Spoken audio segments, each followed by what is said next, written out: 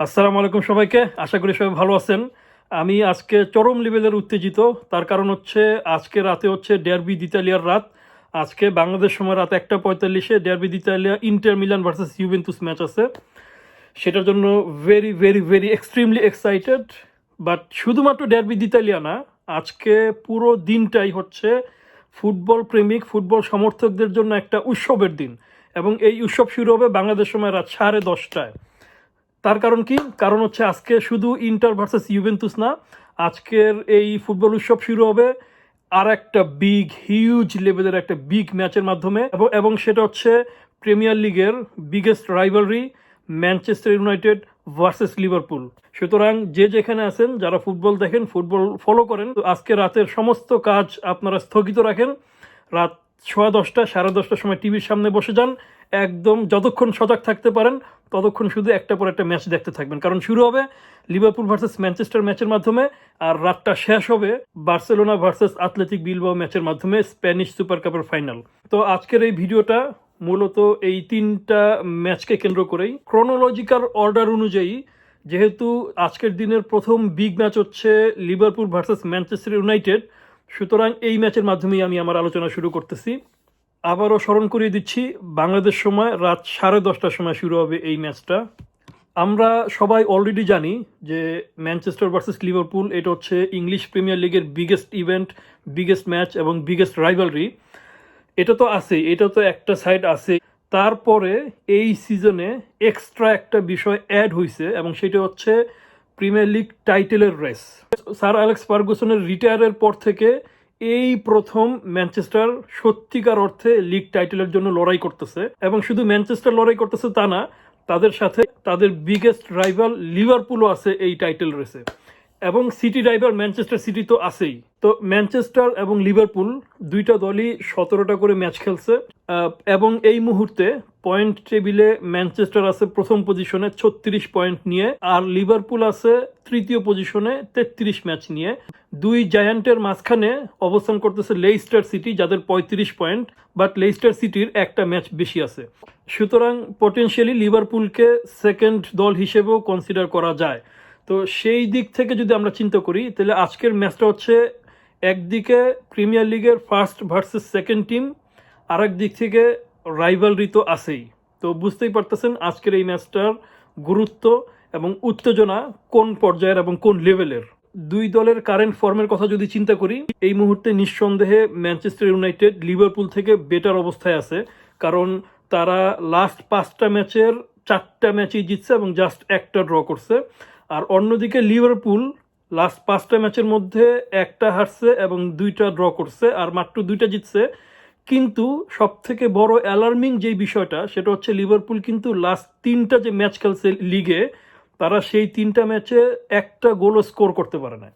এটা কিন্তু লিভারপুলের জন্য খুবই সারপ্রাইজিং একটা বিষয়, কারণ আমরা জানি লিভারপুলের মূল শক্তি হচ্ছে তাদের ডাইনামিক অ্যাটাক, সালা, মানে, ফিরমিনো, এই ট্রিও।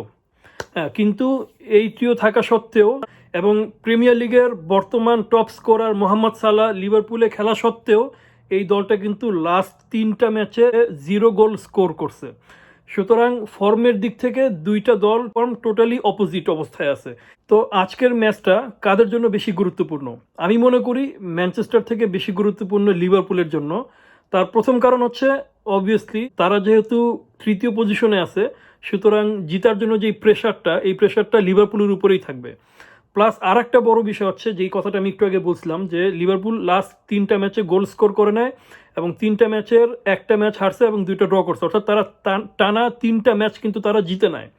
তো আজকের ম্যাচেও যদি না জিতে এবং উল্টা হেরে যায়, তাহলে কিন্তু একটা ডিবেট ওপেন হবে, এবং লিভারপুলের কারেন্ট স্কোয়াড এবং কারেন্ট ফর্ম সব কিছুই কিন্তু প্রশ্নবিদ্ধ হবে।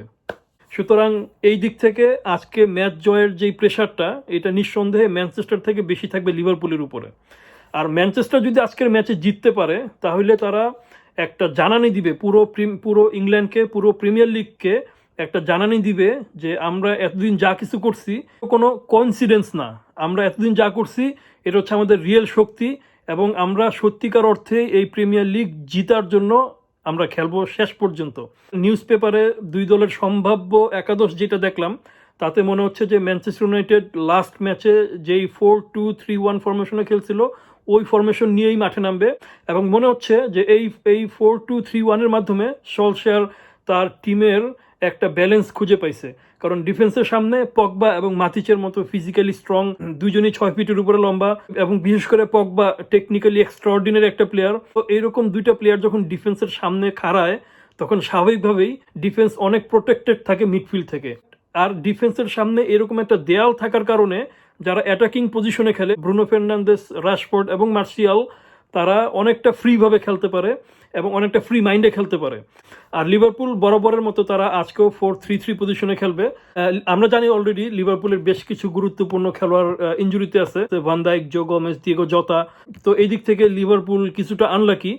নিউজ অনুযায়ী যে সম্ভাব্য একাদশ দেখছি, সেই অসম্ভাব্য একাদশে তাদের ট্রিও সালা, মানে, ফিরমিনো, তারা তো খেলবেই। আর মিডফিল্ডে থিয়াগো হয়তো বা থাকবে লো প্লে মেকার হিসেবে, আর তার দুই পাশে মেজ্জালা পজিশনে খেলবে ভাইনালদুম এবং হ্যান্ডারসন। দুই দলেই হিউজ লেভেলের প্লেয়ার খেলে, দুই দলেই বিগ বিগ সুপারস্টার প্লেয়ার খেলে।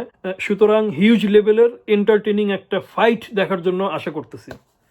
এই ম্যাচ শেষ হওয়ার কিছুক্ষণ পরেই বাংলাদেশ সময় রাত 1:45-এ শুরু হবে derby d'Italia match, Inter Milan versus Juventus San সিরোতে। ইন্টার এই মুহূর্তে আছে দ্বিতীয় পজিশনে 37 পয়েন্ট নিয়ে, আর ইউভেন্তুস আছে চতুর্থ পজিশনে 33 পয়েন্ট নিয়ে। কারেন্ট ফর্মের কথা যদি বলি, ইউভেন্তুস লাস্ট 5 ম্যাচে 1টা হারছে, 4টা জিতছে। ইন্টার মিলান লাস্ট 5 ম্যাচের 3টা জিতছে, 1টা হারছে, 1টা ড্র করছে। আর লাস্ট 2টা ম্যাচের কথা যদি বলি, সেই ক্ষেত্রে ইন্টার মিলান লাস্ট 2টা ম্যাচ তারা জিততে পারে না, অন্যদিকে ইউভেন্তুস লাস্ট 3টা ম্যাচ টানা জিতছে। বিশেষ করে এসি মিলানের বিপক্ষে একটা বিগ ভিক্টরি ছিল ইউভেন্তুসের পক্ষে।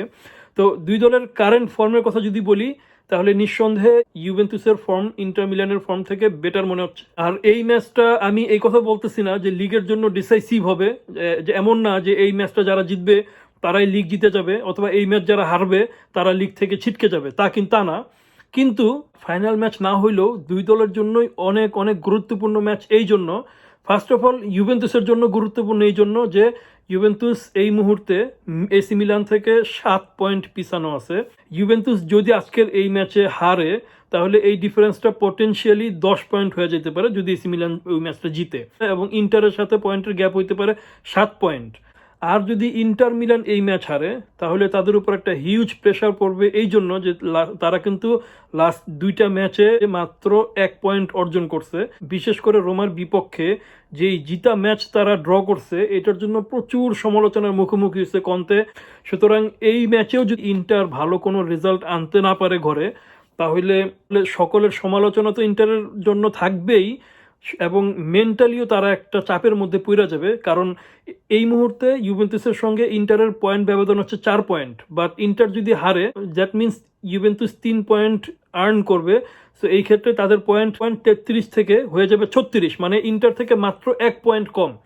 তো ওই মুহূর্তে যদি এইরকম সিচুয়েশন ঘটে যে ইন্টার থেকে ইউভেন্তুস মাত্র 1 পয়েন্ট কম, তখন মেন্টালি ইন্টার অনেক উইক হয়ে যাবে। আর বিশেষ করে ইন্টারের ঐতিহ্যগতভাবে একটা সমস্যা হচ্ছে যে এই ইন্টার মাঝে মাঝে ডিপ্রেশনে ভুগে, মাঝে মাঝে এরকম একটা অন্ধকার টানেলের ভিতর প্রবেশ করে, যে যেই টানেলে প্রবেশ করলে তারা ওই টানেল থেকে বের হইতে পারে না। ইন্টারের এই মুদ্রা দোষটা ইন্টারের ঐতিহাসিক একটা দোষ।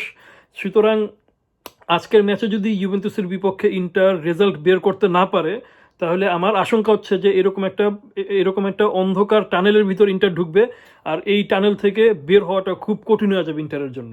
এই জন্য এই ম্যাচটা আসলে দুই দলের জন্যই সমানভাবে গুরুত্বপূর্ণ। আর যদি এই ম্যাচ ড্র হয়, তাহলে এই ড্র থেকে অ্যাডভান্টেজ পাবে শুধুমাত্র একটা দলই, এবং সেটা হচ্ছে এসি মিলান।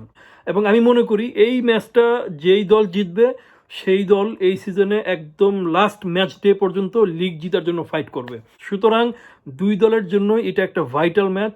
এই ম্যাচ শুরু হওয়ার 15 মিনিট পরেই শুরু হতে যাচ্ছে আর একটা বিগ ম্যাচ, সেটা হচ্ছে স্প্যানিশ সুপার কাপের final match, Barcelona versus athletic Bilbao.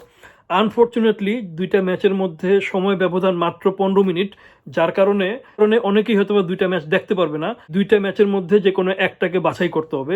আমি অ্যাজ ইন্টার ফ্যান অবভিয়াসলি ইন্টারের ম্যাচ দেখবো, পরবর্তীতে ইউটিউব থেকে এক্সটেন্ড হাইলাইটস আমি দেখে নিব। তো এই ম্যাচে বার্সেলোনার সামনে একটা বিশাল বড় সুযোগ আছে যে এই সিজনটাকে ট্রফিলেস সিজন হিসেবে না বানানোর জন্য। কারণ এই ট্রফিটা যদি জিততে পারে তাহলে এটা বার্সাকে শুধুমাত্র একটা ট্রফি আইনে দিবে তা কিন্তু না, ট্রফি থেকেও আরও অনেক কিছু বার্সাকে আইনে দিবে। প্রথম যেটা আইনে দিবে সেটা হচ্ছে একটা মেন্টাল কনফিডেন্স। এই ম্যাচটা যদি তারা জিতে এবং এই ট্রফিটা যদি তারা ঘরে নিয়ে যেতে পারে, এটা কনফিডেন্সের জন্য খুবই গুরুত্বপূর্ণ হবে। বার্সেলোনা কিন্তু লাস্ট 8টা ম্যাচ যাবত তারা অলরেডি আনবিটেন, এবং 2021 সালে এখন পর্যন্ত যে 4টা ম্যাচ খেলছে 4টাই জিতছে।